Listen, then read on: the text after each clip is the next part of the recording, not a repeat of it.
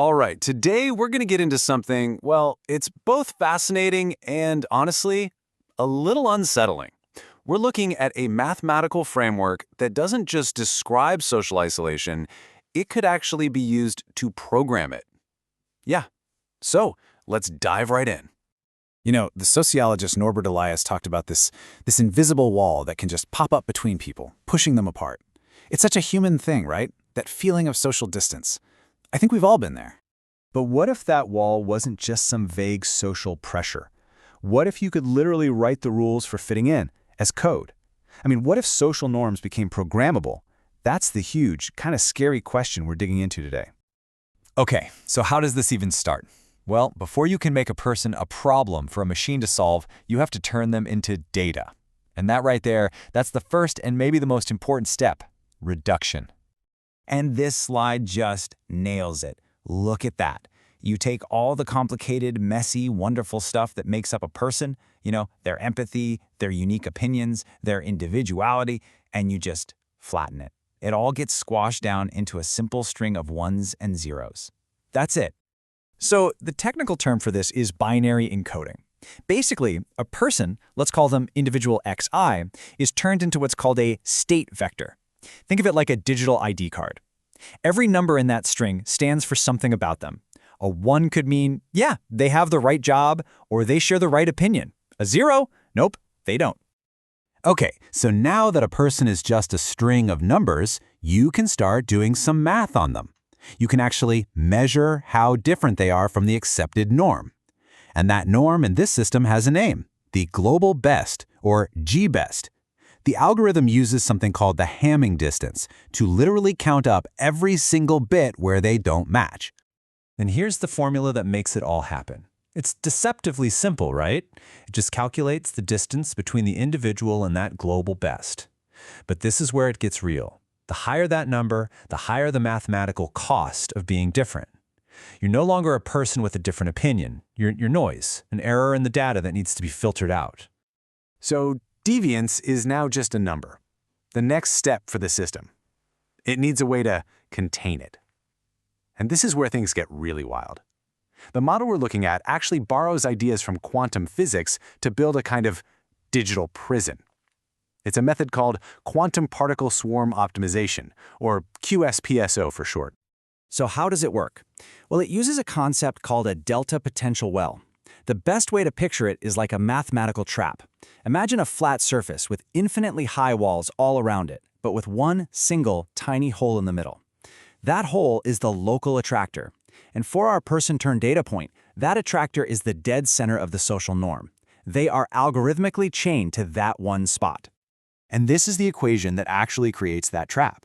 In the world of our social model, that single point, that attractor, is basically the gravitational center of the group. It's the point of maximum conformity. The end result? A state of, well, inescapable attraction. The person, who's now just a particle in this system, literally can't escape the pull of that ideal position. There's nowhere else to go. Now this is maybe the most mind-blowing part. Look at this equation. Personal agency, your free will, is mathematically erased, gone. Your position in the social space isn't based on your own choices anymore. It's just calculated by a probability function. You only exist where the algorithm says you can exist, forever tied to that center point. Okay, so the person is trapped, but it gets worse. The system has these levers, parameters you can tweak inside the algorithm to tighten that trap, to really crank up the pressure and accelerate the whole process of isolation. We're going to look at two main levers of control. First, there's a thing called the alpha coefficient, which basically acts like a pressure dial for conformity. And second, something called artificial cooling, which is a way to literally, mathematically, drain someone's energy for social interaction. So let's start with alpha. This little number right here controls the size of that quantum prison we talked about. It determines the characteristic length, L, which you can think of as how long the person's leash is, how much space they're allowed to wander around that center point. And here's the clever part. You can use this alpha dial in two different ways to achieve isolation. If you set alpha really low, you force conformity. The walls of the prison close in fast, and the pressure to just give in and match the norm becomes incredible. Or you can do it slowly. gradually decrease alpha over time. This creates a cooling effect, basically freezing the person right where they are, cementing their status as an outsider. And that brings us to the second lever, artificial cooling. This equation is all about reducing a person's social velocity. And what does that mean? Well, think of it this way. High velocity is social energy. It's your ability to move around, interact, meet new people. This formula is designed to bring that energy crashing down. And the target temperature here, T0, is set to approach absolute zero. The system isn't just trying to slow you down. No, the goal is complete and total stasis. A complete stop. Yeah, it's exactly what it says. The mathematical removal of social energy. The algorithm just sucks away the individual's capacity to do anything, to interact, to move, to connect. They're left completely isolated, while the rest of the swarm just continues to optimize itself right around them. And that leads us to the final step. And honestly, it's the most brutal part of this whole framework. So what happens when a person just can't conform or won't? Well, in some versions of this algorithm, it gets very Darwinian. The entire group, the swarm, is sorted by its fitness. But fitness here just means one thing: how well you comply with the norm. So the best conformers are at the top, and the biggest outliers, well, they end up at the very bottom. And what happens to those worst-performing particles? The ones that are just too different, the ones considered noise. They get replaced, just deleted from the system entirely.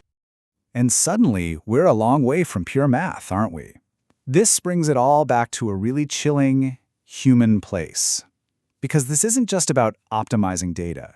It's a model for what happens when a real person is defined by a system as nothing more than an error, a glitch, a piece of noise that needs to be filtered out.